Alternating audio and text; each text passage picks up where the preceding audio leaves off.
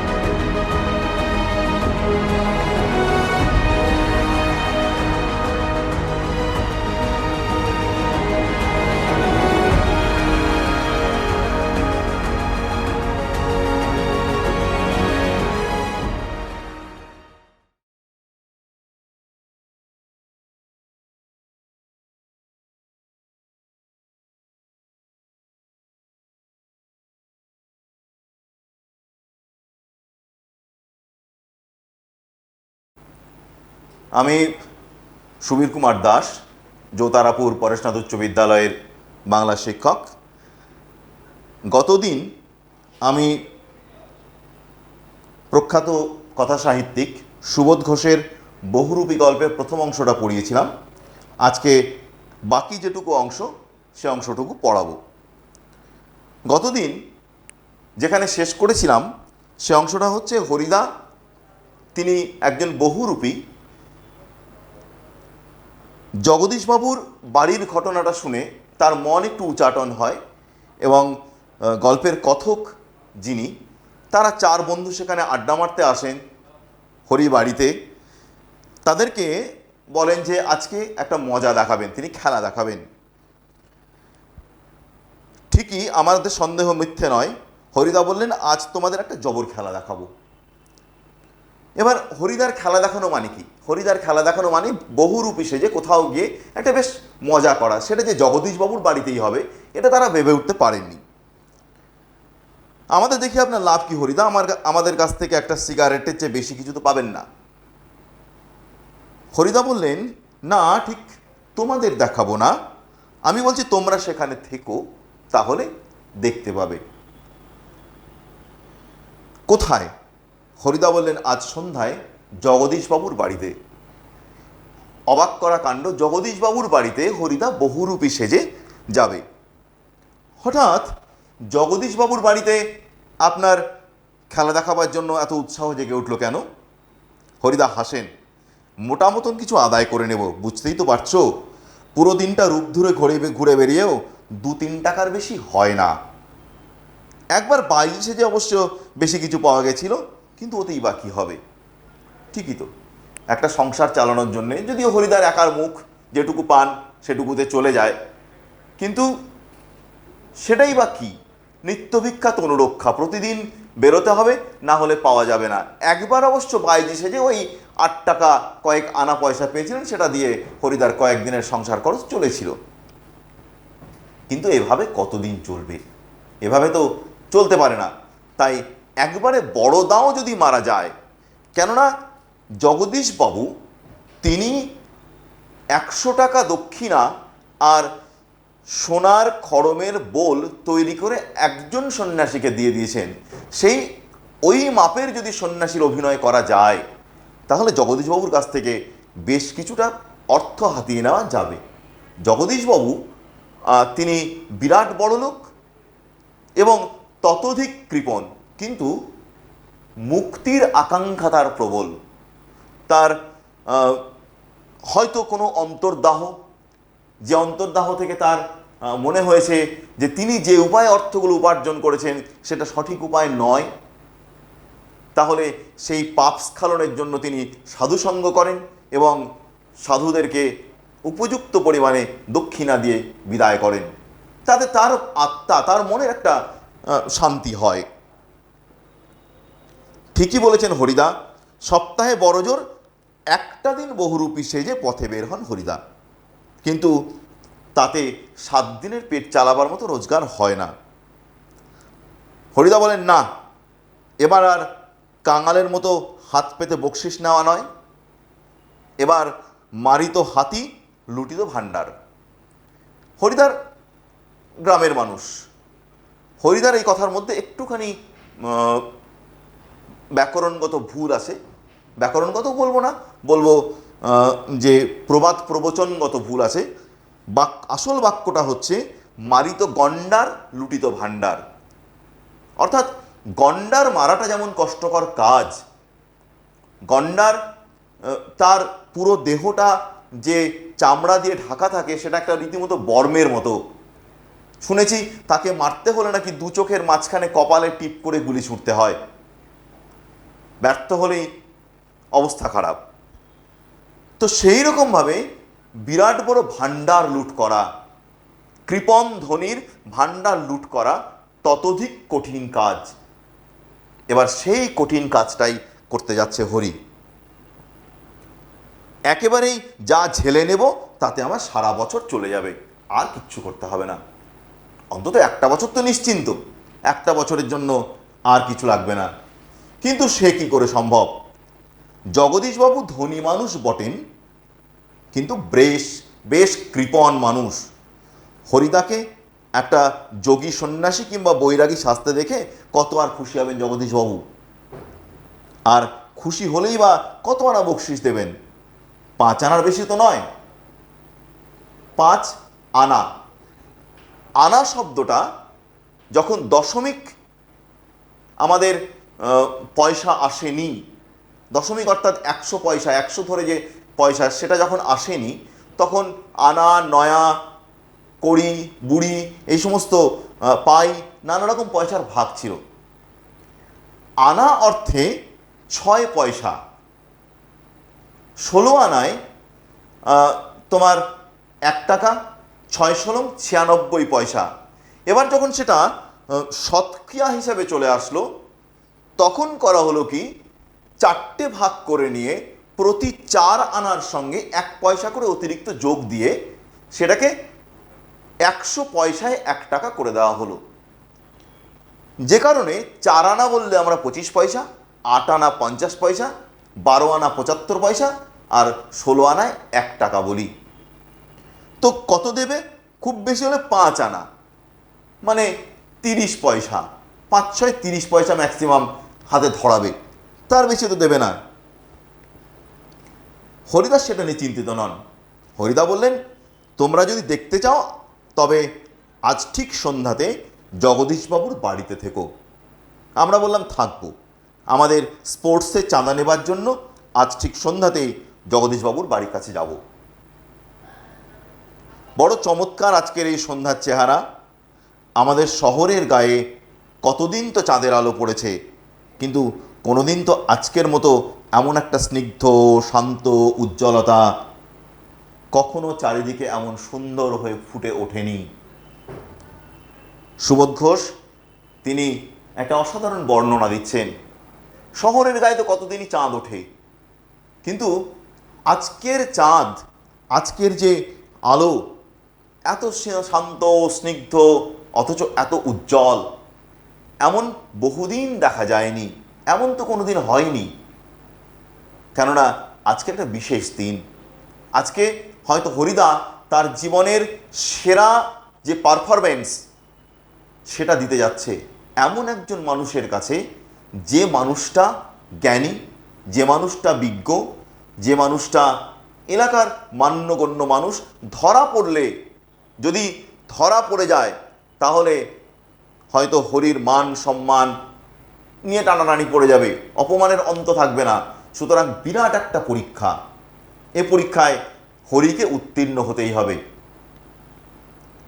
ফুরফুর করে বাতাস বইছে। জগদীশবাবুর বাড়ির বাগানের সব গাছের পাতাও ঝিরিঝিরি শব্দ করে কি যেন বলতে চাইছে। জগদীশবাবুর বাড়ির বারান্দাতে মস্ত একটা আলো জ্বলছে। সেই আলোর কাছে একটা চেয়ারের উপরে বসে আছেন জগদীশবাবু। একটা শান্ত স্নিগ্ধ পরিবেশ, বয়স্ক মানুষ। তিনি ওই বারান্দার একটা ইজি চেয়ার, সেই চেয়ার হেলান দিয়ে বসে সান্ধ্য যে প্রাকৃতিক শোভা সেটা উপভোগ করছেন। নানা কথা হয়তো ভাবছেন, হয়তো পরপারের কথা ভাবছেন, হয়তো আধ্যাত্মিক কিছু ভাবছেন। ভাবনা চিন্তাটা তার মাথার মধ্যে একটা আছে।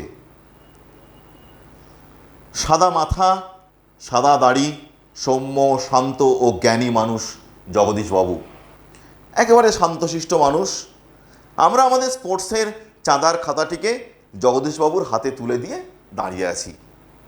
বড় বড় মানুষের কাছে গেলে চাঁদার কোনো নির্দিষ্ট অঙ্ক বলতে নেই। এরাও তেমনি ওই ওই ব্যাপারটাকে কাজে লাগিয়ে চাঁদার বিল বইটা, খাতাটা তুলে দিয়েছেন তার হাতে। যা ইচ্ছা হয় আপনি লিখে আপনি চাঁদাটা দিয়ে দিন, আমরা কিছু লিখবো না। ওনার হয়তো নামটা লিখে দিয়েছেন, যে লিখে দিয়ে বলছেন আপনি অঙ্কটা আপনি বসিয়ে দিন। চমকে উঠলেন জগদীশবাবু।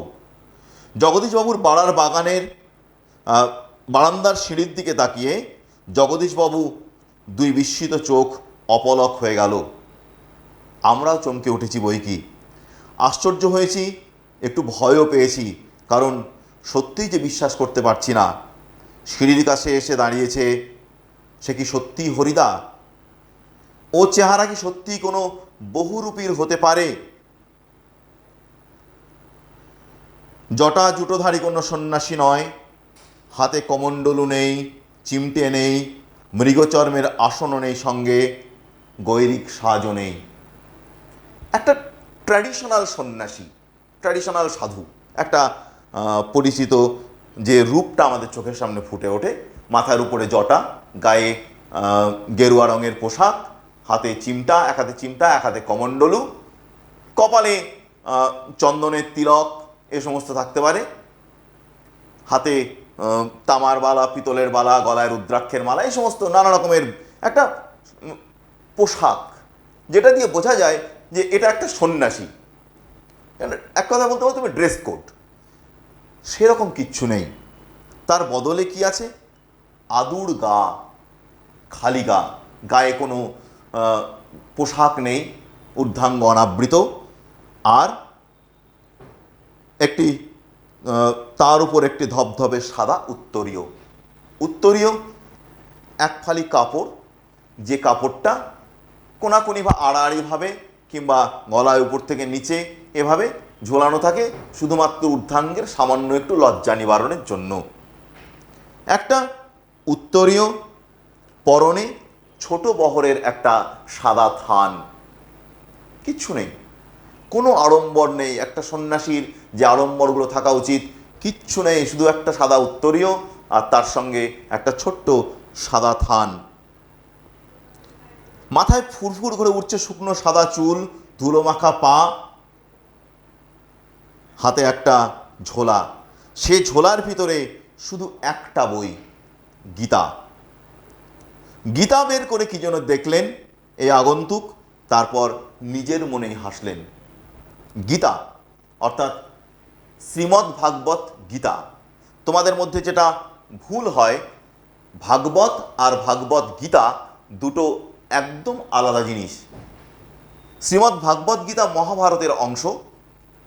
বলা হয় যে শ্রীকৃষ্ণ যখন অর্জুন যখন কুরুক্ষেত্রের যুদ্ধের সময়ে শুরুর আগে তার রথটাকে যুদ্ধক্ষেত্রের মাঝখানে নিয়ে যেতে বলেছিলেন। যুদ্ধক্ষেত্রের মাঝখানে নিয়ে গিয়ে তিনি যখন দেখলেন যে তার অপর পক্ষে দাঁড়িয়ে আছে যে মানুষগুলো তার বিরুদ্ধে যুদ্ধ করার জন্যে, তারা পিতামহ ভীষ্ম, গুরুদেব দ্রোণাচার্য, কৃপাচার্য, মাতুল শকুনি, তার সঙ্গে কাকা বিদুর, তৎসহ আরও অনেক ভাই দুর্যোধন, দুঃশাসন, সমস্ত আত্মীয় গান্ডিব ফেলে দিয়েছিলেন।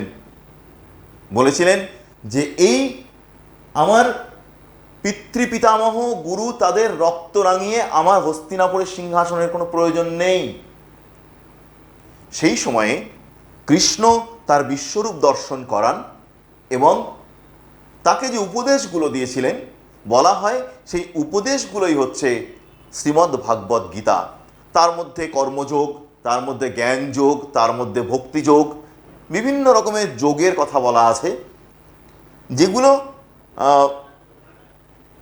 একজন ধর্মপ্রাণ ভারতবাসী, বাঙালি এবং ভারতবাসী বলবো, তার কাছে বিরাট একটা সহায় বা সম্বল। সেই একটা গীতা তার মধ্যে ওই ঝোলার মধ্যে রাখা। গীতা বের করে কি যেন দেখলেন এই আগন্তুক, তারপর নিজের মনেই হাসলেন। আগন্তুক এই মানুষটি যেন জগতের সীমার ওপার থেকে হেঁটে চলে এসেছেন। জগৎ, জগৎ বললে যেটা বোঝায় সেটা আমরা হয়তো ব্যাপক অর্থে ব্যবহার করে থাকি। আসলে তিনি বলতে চেয়েছেন যে একজন অপার্থিব মানুষ পৃথিবীর বাইরে। জগৎ বললে আমরা ব্রহ্মাণ্ডকে বুঝি, বিরাট ব্রহ্মাণ্ড, এই ব্রহ্মাণ্ডকে বুঝে থাকি। কিন্তু ব্রহ্মাণ্ডের বাইরে থেকে তো আসা সম্ভব নয়, তার কারণ যে ব্রহ্মাণ্ডের আদি অনন্ত, ব্রহ্মাণ্ডের অন্ত বলে কোনো কিছু নেই। সুতরাং তিনি এসছেন হয়তো পৃথিবীর বাইরের কোনো একটা জগৎ থেকে। একটা সৌম্য শান্ত চেহারা, শীর্ণ শরীরটাকে প্রায় একটা অশরীরী চেহারা বলে মনে হয়। কি অদ্ভুত উদাত্ত শান্ত উজ্জ্বল একটা দৃষ্টি এই আগন্তুকের চোখ থেকে ঝরে পড়ছে। উঠে দাঁড়ালেন জগদীশবাবু, আসুন। আগন্তুক হাসেন, আপনি কি ভগবানের চেয়েও বড়? অদ্ভুত প্রশ্ন প্রথমেই জগদীশবাবুকে আক্রমণ করলেন। আপনি কি নিজেকে ভগবানের চেয়েও বড় বলে মনে করেন? জগদীশবাবু প্রথম প্রশ্নের ধাক্কাতেই বেসামাল হয়ে যান। জগদীশবাবু কিছু ভেবে বলেন, কেন কেন আপনি একথা বলছেন মহারাজ? সন্ন্যাসী বললেন, আমি মহারাজ নই, আমি এ সৃষ্টির মধ্যে এক কণা ধুলি। মহারাজ মহৎ যে রাজা। মহারাজ বললে একটা ছবি চোখের সামনে ভেসে ওঠে। সেটা তুমি যদি রাজা বলতে চাও, একজন সুশাসক, প্রশাসক, যার অধীনে মানুষজন অত্যন্ত শান্তিতে বসবাস করে। আর একটা হতে পারে আমরা অতি মহৎ সন্ন্যাসী, তিনি মহারাজ উপাধি ধারণ করেন। সন্ন্যাসী বললেন, আমি মহারাজ নই। মহারাজ হতে হলে পারে যে উচ্চমার্গের সাধনার প্রয়োজন, আমার তা নেই। আমি এ পৃথিবীর বুকে সামান্য একটু ধূলিকণা মাত্র। লেখক সুবোধ ঘোষ এইখানে অত্যন্ত সুচতুরভাবে বৈষ্ণবীয় তত্ত্ব তিনি ঢুকিয়ে দিচ্ছেন। বৈষ্ণব কে, বৈষ্ণব কারা? আজকের দিনে আমরা অনেক তিলকধারী, ভেকধারী অনেক বৈষ্ণব দেখতে পাই, কিন্তু শিক্ষাষ্টকের মধ্যে চৈতন্যদেব স্বয়ং তিনি বলছেন যে তৃণাদপি শুনিছেন তরুরপি সহিষ্ণুনা মানহীনে মানদেন কীর্তনীয় সদাহরি। চারটে গুণ থাকতে হবে একটা আদর্শ বৈষ্ণবের। তৃণাদপি শুনিছেন, ঘাস পায়ের তলায় পড়ে থাকে, মারিয়ে চলে যায় মানুষ, ঘাস প্রতিবাদ করে না। তরুরপি সহিষ্ণুনা, তরু গাছ, তার মতো সহিষ্ণু হতে হবে, তবে তুমি মানুষের কাছে যোগ্য সম্মান পাবে। আর মানহীনে মানদেন, যারা মানহীন তাদের সম্মান দাও। ডোম, চণ্ডাল, মুচি, ম্যাথর, পরবর্তীকালে স্বামী বিবেকানন্দ যাকে বলেছিলেন যে মূর্খ ভারতবাসী, মুচি ভারতবাসী, ম্যাথর ভারতবাসী, আমার রক্ত আমার ভাই। আর কীর্তনীয় সদাহরি, সবসময় হরিনাম সংকীর্তন করো। এই সাধকও বলছেন, আমি সামান্য একটু ধূলিকণা মাত্র। সঙ্গে সঙ্গে বলছেন, কিন্তু আপনি বোধহয় 11 লক্ষ টাকার সম্পত্তির অহংকারে নিজেকে ভগবানের চেয়েও বড় বলে মনে করেন, তাই ওখানেই দাঁড়িয়ে আছেন, নেমে আসতে পারছেন না। কি অসাধারণ কনসেপ্ট!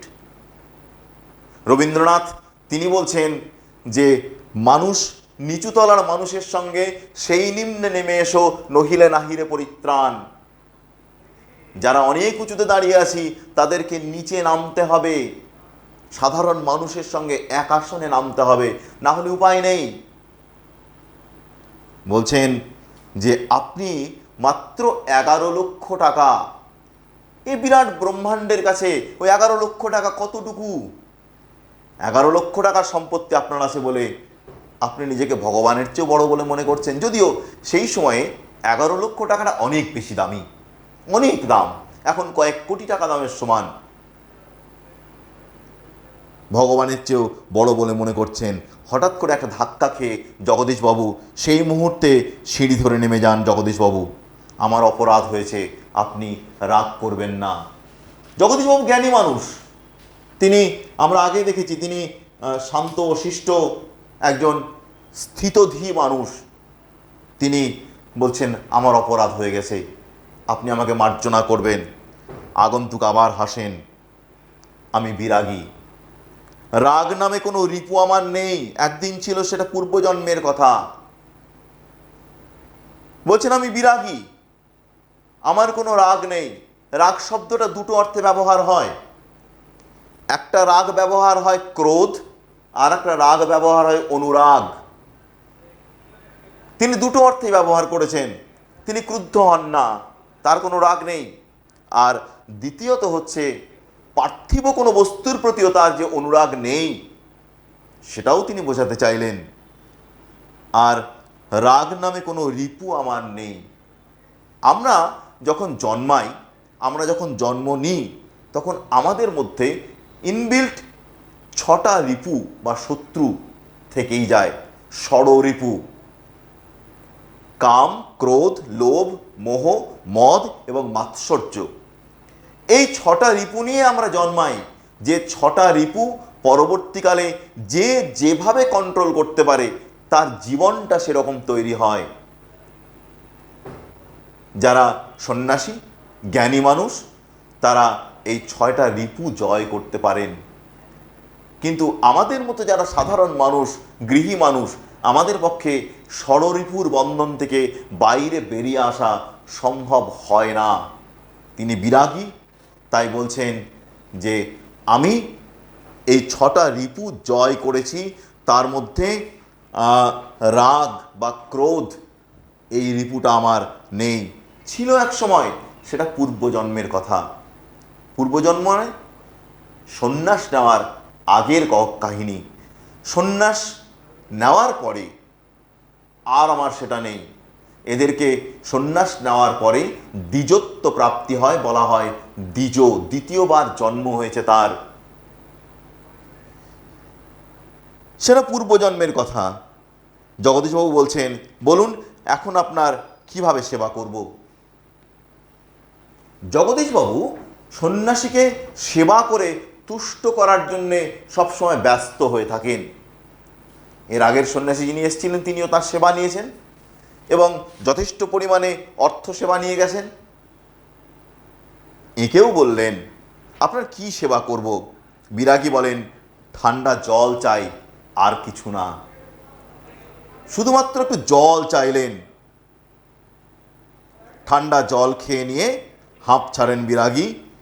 এদিকে ভবতোষ আমার কানের কাছে ফিসফিস করে, না না, হরিদা নয়, হতেই পারে না, অসম্ভব, হরিদার গলার স্বর একেবারেই এরকম নয়। দেখো, যারা প্রতিদিন হরিদার সঙ্গে ওঠা বসা করে, প্রতিদিন সকাল সন্ধ্যা তার বাড়িতে চা খায়, সিগারেট খায়, হরিদার সঙ্গে আড্ডা মারে, তারা পর্যন্ত হরিদার গলার আওয়াজটাও চিনতে পারছে না। বলা হয় সব কিছু পাল্টানো যায়, গলার স্বর নাকি পাল্টে ফেলা যায় না। কি নিখুঁত তার অভিনয়, কি নিখুঁত তার সাজসজ্জা, কি নিখুঁত তার অ্যাপিয়ারেন্স, যাকে তুমি বলবো উপস্থিতি। হরিদা অভিনয় করে চলেছেন একজন বিরাগী, একজন সন্ন্যাসীর। বিরাগী বললেন, পরম সুখ কাকে বলে জানেন? সব সুখের বন্ধন থেকে মুক্ত হয়ে যাওয়া। এ তো বহু প্রাচীন ভারতীয় বাণী, যেখানে বলা হচ্ছে যে একজন আদর্শ মানুষ কি হবেন না, আদর্শ মানুষ হবেন হচ্ছে দুঃখেষু অনুদ্বিগ্ন মনা, সুখেষু বিগত স্পৃহ। একজন আদর্শ মানুষ দুঃখে বিচলিত হন না, আবার অতিরিক্ত সুখ, প্রচুর অর্থ করি, টাকা পয়সা হয়ে গেল বলে আমি বাকি আগে যারা আমার সঙ্গে ছিল তাদেরকে ঠেলে দূরে সরিয়ে দিলাম, সেটাও হন না। ঠিক আছে, আজকে অর্থ আছে, কালকে থাকবে না, এ অর্থ চিরস্থায়ী নয়। একজন প্রকৃত মানুষ তাই হন। সন্ন্যাসী জগদীশ বাবুকে এটা মনে করিয়ে দিচ্ছেন। একজন প্রকৃত মানুষ, তিনি বলছেন সকল সুখের ঊর্ধ্বে চলে যাওয়া, সেটাই হচ্ছে সবচেয়ে বড় সুখ। বন্ধন থেকে মুক্ত হও। আমরা তো প্রত্যেকেই বন্ধনে আটকে পড়ে থাকা মানুষ। আমরা আমাদের যত বয়স বাড়ে তত বটগাছের ঝুড়ির মতো ডালপালা, সন্তান সন্ততি, তার সঙ্গে আরও পরিবার, এ সমস্ত সঙ্গে জড়িয়ে পড়তে থাকি। এ বন্ধন থেকে মুক্ত হতে হবে। এ বন্ধন থেকে মুক্ত হতে পারলেই সমস্ত সুখের আসল ঠিকানাটা পাওয়া যাবে। ভবতোষ কানের কাছে মুখ এগিয়ে দিয়ে, ভবতোষের কানের কাছে মুখ এগিয়ে দিয়ে অনাদি বলে, শুনছো তো, এসব ভাষা কি হরিদার মুখের ভাষা হতে পারে? হরিদা সাধারণ একজন বহুরূপী শিক্ষিত মানুষ নয়, তার মুখ থেকে এই সমস্ত দার্শনিক কথাবার্তা, রীতিমতো উচ্চ মার্গের সন্ন্যাসীর দার্শনিক চিন্তাভাবনা, এ হরিদা হতে পারে না, কখনোই হতে পারে না। হরিবাবু, জগদীশবাবু ততক্ষণে সিঁড়ির উপরে বসে পড়েছেন। বোধহয় বিরাগীর পা স্পর্শ করার জন্য তার হাত দুটো ছটফট করতে শুরু করেছে। জগদীশবাবু বলেন, আমার এখানে কয়েকটা দিন থাকুন বিরাগীজি, আপনার কাছে এটা আমার প্রাণের অনুরোধ। দুই হাত জোর করে বিরাগীর মুখের দিকে তাকিয়ে থাকেন জগদীশবাবু। আমি আগেই বলেছি, জগদীশবাবুর মোক্ষ বাঞ্ছাটা খুব বেশি। তিনি মুক্ত হতে চান। তার মনে হয়েছে হয়তো জীবনের প্রান্ত পর্বে এসে, শেষ লগ্নে এসে তার হয়তো মনে হয়েছে যে এতদিন ধরে যে এই বন্ধনে জড়ালাম, এত বন্ধন, সে সব কিছুই মিছা, সব কিছুই মিথ্যা। তাহলে সেখান থেকে আমাকে বাইরে বেরোতে হবে, এবং বাইরে বেরোনোর রাস্তা একমাত্র দেখাতে পারেন ওই সর্বত্যাগী সন্ন্যাসীরা। তাই বিরাগীজিকে অনুরোধ করছেন, আপনি আমার এখানে কিছুদিন থাকুন, থাকলে পরে অন্তত আপনার কাছ থেকে কিছু বাণী শুনতে পাবো। বিরাগী হাসেন। বাইরে খোলা আকাশ থাকতে আর ধরিত্রীর মাটিতে স্থান থাকতে এক বিষয়ীর দালান বাড়ির ঘরে থাকবো কেন বলতে পারেন? আর পাঁচটা সন্ন্যাসীর মতো এ সন্ন্যাসী নয়। একেবারে পরিষ্কার করেই বলছেন যে এই যে বাইরে এত বড় আকাশ, বিরাট মুক্ত বাতাস, মাটি, ধরিত্রী, এত কিছু থাকতে, গাছতলা, আমি আপনার মতো একজন বিষয়ীর বাড়িতে, দালান বাড়িতে থাকবো, এটা হতে পারে কখনো? আমি এটা থাকবো না। জগদীশবাবু তখন বলছেন, অন্তত কিছু আজ্ঞা করুন, আপনাকে যদি কোনো। বিরাগী বললেন, না না, আমি যার কাছে পড়ে আছি তিনি আপনার চেয়ে কিছু কম নয়, কাজেই আপনার কাছে আমার তো কিছু চাইবার দরকার হয় না। ওই 2 বিঘা জমি কবিতার মতো, তাই লিখি দিল বিশ্ব নিখিল 2 বিঘার পরিবর্তে। পূর্বজন্মের পরিবর্তে বিরাগীজি বিরাট বিশ্ব নিখিল, সারা পৃথিবী তার কাছে পেয়েছেন। তিনি ঈশ্বরের চরণে একেবারে নিবেদিত প্রাণ। সুতরাং তার থাকা, তিনি কোথায় খাবেন, কি করবেন, খেতে পেলে খাবেন, না পেলে খাবেন না, ঈশ্বরের নাম গান করেই দিন কাটাবেন, তিনি এটাই চাইছেন। এবং বলছেন যে সর্বশক্তিমান ঈশ্বর, তাকে কি আপনি আপনার চেয়ে খুব একটা বেশি বড় বলে মানেন না নিশ্চয়ই, কিন্তু মনে রাখবেন তিনি সর্বশক্তিমান ঈশ্বর, সুতরাং তিনি আপনার চেয়ে অনেক অনেক অনেক অনেক অনেক বড়। সেই অনেক বড়র চরণে যখন আশ্রয় নিয়েছি আমি, তখন আপনার মতো ক্ষুদ্র মানুষের কাছে এরকম বন্ধনের মধ্যে আটকে পড়ে থাকবো কেন? এটাই তো স্বাভাবিক। তিনি থাকবেন না। জগদীশবাবু তখন বলছেন, তবে কিছু উপদেশ শুনিয়ে যান বিরাগীজি, নইলে আমি যে শান্তি পাবো না। বলছেন যে একটু উপদেশ শুনিয়ে যান, কিছু অন্তত বলে যান আমাকে, না হলে তো শান্তি পাবো না আমি। বিরাগীজি তখন বলছেন, ধন জন যৌবন কিছুই নয় জগদীশ বাবু, ওসব হলো সুন্দর এক একটি বঞ্চনা। মন প্রাণের সব আকাঙ্ক্ষা নিয়ে শুধু সেই একজনের আপন হতে চেষ্টা করুন, যাকে পেলে সৃষ্টির সব ঐশ্বর্য পাওয়া হয়ে যায়। ধন জন যৌবন এই তিনটি বড় অনিত্য জিনিস। কবি তার কবিতায় বলছেন, যৌবন বসন্ত সম সুখময় বটে, দিনে দিনে উভয়ের পরিণাম ঘটে, কিন্তু পুনঃ বসন্তের হয় আগমন, ফিরে না আর ফিরে না যৌবন। অনিত্য, তোমার ধন সম্পদ আজকে আছে কালকেই নেই। তোমার ধন সম্পদ শেষ হয়ে গেলে পারে তোমার পাশে যে বন্ধু বান্ধবরা ছিল সে বন্ধু বান্ধবরাও আর থাকবে না, তার মানে তোমার জন সমর্থনও কমে গেল, জনবল কমে গেল। বিরাগীজি বলছেন, এসব নিয়ে অহংকার করা ত্যাগ করুন, বরং যেটা করবেন সেটা হচ্ছে সেই পরমাত্মার চরণে নিজেকে সমর্পণ করে দিন, যাতে সেই একজনকে পেলে পারে সৃষ্টির সমস্ত ঐশ্বর্য আপনার কাছে ধরা দেবে।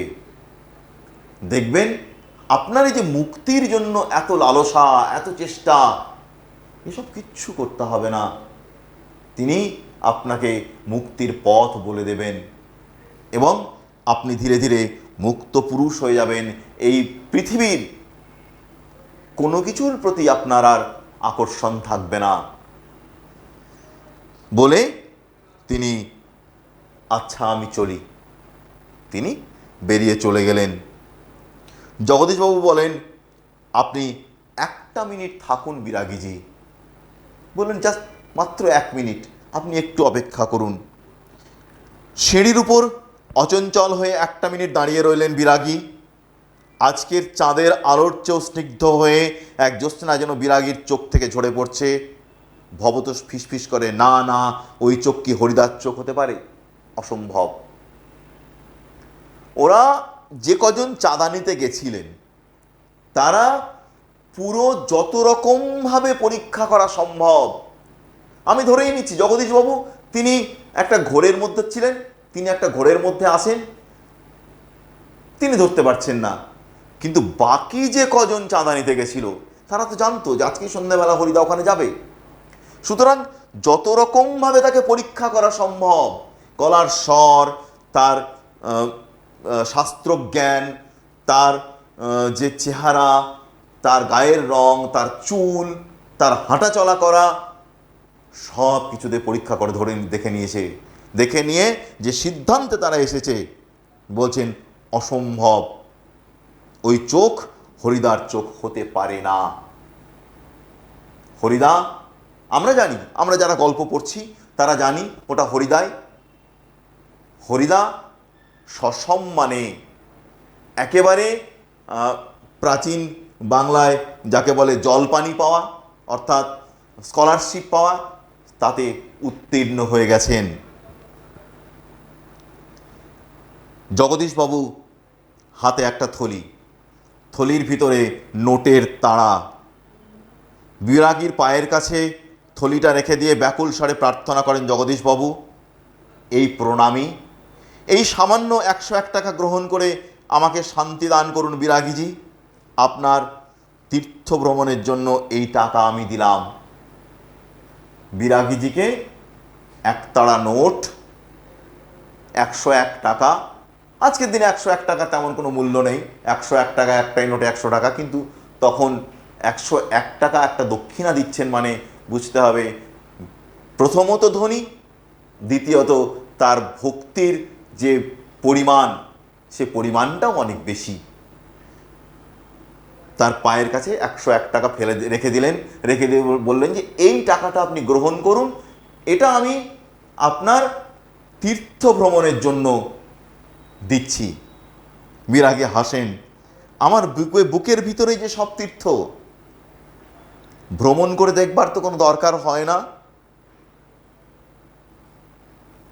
অদ্ভুত একটা দর্শনের কথা, যে আমার বুকের ভেতরেই সব তীর্থ, আমি এখানে ওখানে সেখানে হেঁটে হেঁটে হেঁটে হেঁটে ঘুরে কোন তীর্থ ভ্রমণ করব? তোমরা একটু বড় হয়ে যখন বঙ্কিমচন্দ্র চট্টোপাধ্যায়ের কপালকুণ্ডলা উপন্যাসটা পড়বে, কপালকুণ্ডলার মধ্যে নবকুমার বলে একটা চরিত্র আছে।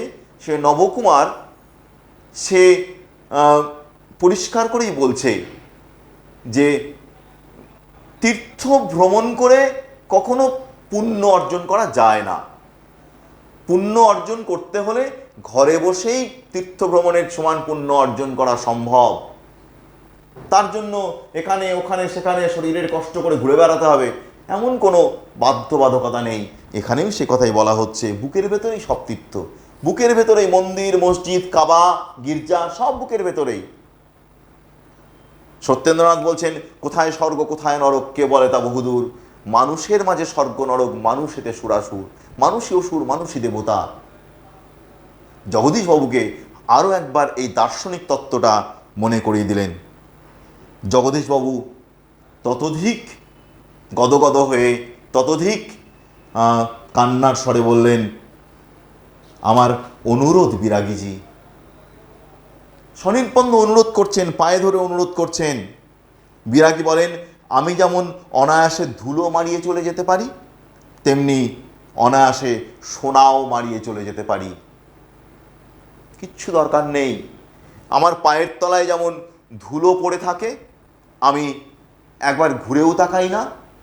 আমার পায়ের তলায় যদি সোনা পড়ে থাকে, সোনা পায়ের উপর দিয়ে চলে যেতে পারি, আমি ঘুরে তাকাবো না। বিরাগী তিনি যে সত্যিকারের একজন সন্ন্যাসী দার্শনিক, এটা বুঝিয়ে দিচ্ছেন। বলতে বলতে সিঁড়ি থেকে নেমে চলে গেলেন বিরাগী।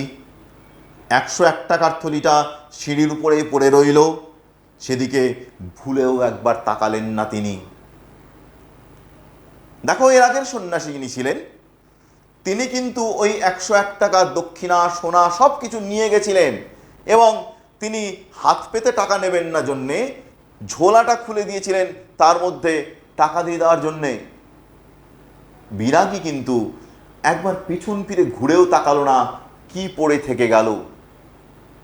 হরিদার সম্বৎসরের খাবার, হরিদার সম্বৎসরের পেটের ভাত তিনি ধুলোয় ফেলে রেখে দিয়ে ধীরে ধীরে ধীরে ধীরে চলে গেলেন। গল্পের তৃতীয় অংশ।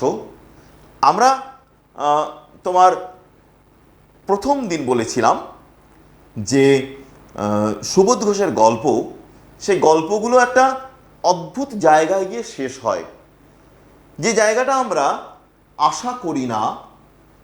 আমাদের একটা ধারণা ছিল যে হরি যাবে, হরি গিয়ে টাকা পয়সা নিয়ে সেখান থেকে যা পাবে নিয়ে চলে আসবে। পরের দিন জগদীশবাবু জানতে পারবেন যে হরি সন্ন্যাসী সেজে তার কাছে এসেছিল। তখন তিনি রাগ করবেন, টাকা ফেরত চাইবেন, হয়তো কিছু দক্ষিণা দিলেও দিতে পারেন। কিন্তু কোনোভাবেই সেই টাকা স্পর্শ করল না বিরাগী, তিনি চলে গেলেন। শেষ অংশটায় আসছেন, কি করছেন হরিদা, কি হলো, কই আজ যে বলেছিলেন জবর খেলা দেখাবেন, সে কথা কি ভুলেই গেলেন? আজকের সন্ধ্যাটা ঘরে বসেই কাটিয়ে দিলেন কেন? যথারীতি সন্ন্যাসী চলে যাওয়ার পরে তারা হরিদার ডেরায় এসে হাজির হয়েছে এবং জিজ্ঞেস করছে কেন সন্ধ্যেরা কাটিয়ে দিলেন। বলতে বলতে আমরা সবাই হরিদার ঘরের ভিতরে ঢুকলাম। হরিদার ঘরের ভিতরে তারা ঢুকলো এবং ঢুকে দেখছে হরিদা যথারীতি, হরিদার উনানের আগুন তখন বেশ গনগন করে জ্বলছে, উনানের উপর হাঁড়িতে চাল ফুটছে, আর একটা বিড়ি ধরিয়ে হরিদা চুপ করে বসে আছেন। আমাদের দেখতে পেয়ে লজ্জিতভাবে হাসলেন। হরিদা লজ্জা পেলেন হয়তো দুটো কথা ভেবে। প্রথম কথা হচ্ছে, হরিদার এই ভেক, অর্থাৎ হরিদার এই ভেক তারা ধরতে পারেনি। ধরতে না পারার দরুন তারা ঠকেছে। দ্বিতীয়ত হচ্ছে, তাদের কাছে যে কথাটা দিয়ে হরিদা গেছিলেন যে জবর খেলা তো দেখাবই, দেখানোর সঙ্গে সঙ্গে সম্বৎসরের অর্থ, পেটের ভাতের টাকা, সেটাও ওই কঞ্জুস মানুষটার কাছ থেকে, ওই তোমার কি বলবো, কৃপণ মানুষটার কাছ থেকে বের করে নিয়ে আসবো। হরিদা পারেননি, হরিদার পক্ষে সম্ভব হয়নি সেই কাজটা করার। হরিদা সে কারণেই হয়তো একটু লজ্জা পেয়েছেন। কি আশ্চর্য, চমকে ওঠে ভবতোষ। হঠাৎ করে নিশ্চয়ই এমন কিছু ভবতোষ দেখতে পেয়েছে যেটা দেখে বলছি, কি আশ্চর্য হরিদা, আপনি তাহলে সত্যিই বেরিয়েছিলেন, আপনি বিরাগী? বাকি লোকজন অবাক, তারা বলছেন যে আপনি তাহলে সেই বিরাগী সেজে জগদীশবাবুর সামনে গিয়ে এত অসাধারণ অভিনয় করে বেরিয়ে চলে আসলেন। হরিদা হাসেন, হারে ভাই, ওই তো সেই সাদা উত্তরীয়টা পড়ে রয়েছে মাদুরের উপর, আর সেই ঝোলাটা, আর সেই গীতা, সব কিছু ভেক, অর্থাৎ সব কিছু পোশাক আশাক যেটা পরে হরিদা বেরিয়েছিলেন সব কিছুই পড়ে আছে সেখানে। হরিদা হাসছেন। অনাদি বলল, এটা কি কাণ্ড করলেন হরিদা? জগদীশবাবু তো 500 টাকা সাধলেন, অথচ আপনি একেবারে খাঁটি সন্ন্যাসীর মতো সব তুচ্ছ করে সরে পড়লেন। জগদীশবাবু 500 টাকা সেধেছিল, যদিও আমরা এর আগে দেখেছি টাকার পরিমাণ ছিল 101, এখানে 500 টাকা বলা হচ্ছে, দুটোর মধ্যে সামঞ্জস্য ঠিকঠাক মতো পাওয়া যাচ্ছে না। যাই হোক, 500 টাকাই হোক আর 100 টাকাই হোক, জগদীশবাবু পায়ে ধরে সাধলেন, আপনি একেবারে খাঁটি সন্ন্যাসীর মতো সব কিছু তুচ্ছ করে বেরিয়ে চলে আসলেন। হরিদা বললেন, কি করব বল, ইচ্ছেই হলো না শত হোক। হরিদা কিন্তু অন্য মাত্রায় নিয়ে চলে গেলেন বিষয়টাকে। তিনি বললেন, দেখ, ওই টাকাটা না নিতে ইচ্ছা করলো না। আমি একজন মানুষ, ঠিক আছে, আমি এখন মানুষ, কিন্তু যখন ওই জগদীশবাবুর সামনে ছিলাম তখন তো আমি একজন সন্ন্যাসী, সর্বত্যাগী সন্ন্যাসী। যে সর্বত্যাগী সন্ন্যাসী সে এমন লোভীর মতো আচরণ করবে কি করে? করতে পারেনি। ভবতোষ বললেন, কি? হরিদা বললেন, শত হোক, একজন বিরাগী সন্ন্যাসী হয়ে টাকা ফাঁকা কি করে স্পর্শ করি বল, তাতে যে আমার ঢং নষ্ট হয়ে যায়। ঢং, পেশার প্রতি সততা, যে সততা হরিদার মধ্যে ছিল, পেশার প্রতি সততার কারণেই হরিদা এই টাকাটা স্পর্শ করতে পারেননি। বললেন, আমি যদি পুলিশের অভিনয় করতাম আমি ঘুষ নিয়ে চলে আসতাম, কিন্তু অভিনয় করছি কিসের? বিরাগী সন্ন্যাসীর অভিনয় করতে করতে হয়তো একটা সময়ে হরির মনের ভেতরটাও সেই সর্বত্যাগী সন্ন্যাসী হয়ে গিয়েছিল। তাছাড়া আমরা দেখেছি হরির বাস্তব জীবনে চাহিদা তো খুব বেশি নেই। বাস্তব জীবনের চাহিদা ওই কোনো রকমে জল ফুটে তার মধ্যে দুটো চাল, তার বেশি তো কিছু নয়। হরি চাইলে পারে প্রতিদিন ঘুরে বেরিয়ে গ্রাম থেকে ও গ্রামে, শহর থেকে ও শহর বেড়ালে বেশ কিছু পয়সা করতে পারতো, চাকরি করলেও পয়সা করতে পারতো, কিন্তু হরি কোনোদিন সেই চেষ্টা করেনি। তাই জগদীশবাবুর কাছ থেকে হাত পেতে টাকাও নিতে পারেনি। কি অদ্ভুত কথা বলেন হরিদা। হরিদার এ কথার সঙ্গে তর্ক চলে না, আর বুঝতে অসুবিধে নেই। হরিদার জীবনের ভাতের হাঁড়ি মাঝে মাঝে শুধু জল ফুটিয়েই সারা হবে। অদৃষ্ট কখনো হরিদার এই ভুল ক্ষমা করবে না। অদৃষ্ট, যাকে দেখা যায় না, আমরা যাকে বলি কপাল বা ভাগ্য। ভাগ্যে শিখে ছেড়ে একাধবারই হরিদার জীবনেও ছিঁড়েছিল, কিন্তু শুধুমাত্র সততার কারণে সন্ন্যাসী হয়ে কি করে টাকায় হাত দিই, এই ধারণার বশবর্তী হয়ে হরি টাকা স্পর্শ করেনি। বলছেন, যে ভাগ্য হয়তো হরিদার এই এই যে ভুল, এ ভুল কোনোদিন আর মার্জনা করবে না। আর সারাটা জীবন হরিকে ওই ভাতের হাঁড়ির মধ্যে জল ফুটিয়েই পার করতে হবে। অনাদি বলে, কিন্তু আপনি কি জগদীশবাবুর কাছে গিয়ে আর কখনো চেঁচিয়ে ওঠেন হরিদা যাবই তো, না কি উপায় কি? গিয়ে অন্তত বকশিসটা তো দাবি করতে হবে যে কালকে আপনাকে কেমন ঠকিয়ে গেলাম জগদীশবাবু, আপনি টেরও পেলেন না। আপনি এই ভেক ধরা সন্ন্যাসীদের কাছ থেকে বাঁচুন, যারা আপনার মাথায় হাত বুলিয়ে প্রচুর পয়সা নিয়ে চলে যাচ্ছে।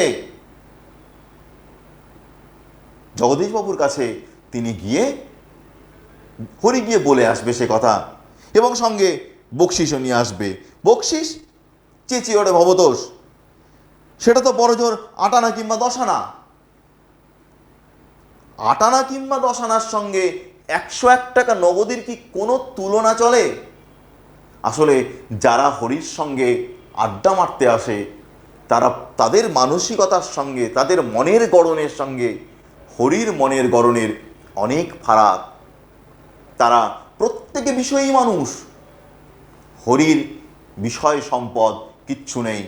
হরি একটা ধারণায় বাঁচে, সেটা হচ্ছে যে পৃথিবীতে আজ আছি কাল নেই। এত সম্পদ, এত কিছু কি হবে করে? হরিদা বিড়িমুখিতে লজ্জিতভাবে হাসেন। কি আর করা যাবে বল, খাঁটি মানুষ তো নয়। এই বহুরূপী জীবন, এর চেয়ে বেশি কি আর আশা করতে পারে? খাঁটি মানুষ নয়। মানুষ হলে তার মধ্যে একটা বিষয় সম্পদ ধারণা, বিষয় সম্পদের ভাবনা, এসব কিছু থাকতো। একটা বহুরূপীর জীবন, যে জীবনে মানুষের কাছ থেকে সম্মান পাওয়ার কোনো আশা নেই, যে জীবনে মানুষ তাকে ওই বহুরূপী নামেই চেনে, ভিক্ষা দেয়, সে তো জগদীশবাবুর মতো বড় মাপের অর্থকরী মানুষ নয়। যার অর্থ আছে সেই মানুষ বলে প্রতিপন্ন হয়। বঙ্কিমচন্দ্র চট্টোপাধ্যায়ের কথা দিয়ে আবার শেষ করি। ব্যাঘ্রাচার্য বৃহলাঙ্গুলের ভাষণ, সেখানে বৃহলাঙ্গুল বলেছিল, মনুষ্য সমাজের মধ্যে যার অর্থ আছে সে যদি 2 হাত পরিমাণ লম্বা হয় তাহলে লোকে তাকে বড় লোক বলে, আর যার অর্থ নেই সে 7 হাত পরিমাণ লম্বা হলেও তাকে লোকে ছোট লোক বলে ডাকে। বহুরূপী হরি সে সাধারণ মানুষের সমাজে হয়তো সে অর্থে এলিট ক্লাসের মানুষ নয়, কিন্তু তার মন, তার আত্মা, তার নির্লোভ নির্লোভ মানসিকতা, এটা আর 5টা বিষয় মানুষের চেয়ে অনেক অনেক অনেক বেশি। আজকে এখানেই শেষ করছি। এরপরে পরের দিন যদি সম্ভব হয় কোশ্চেনগুলো সব আলোচনা করব তোমাদের জন্য। ঠিক আছে।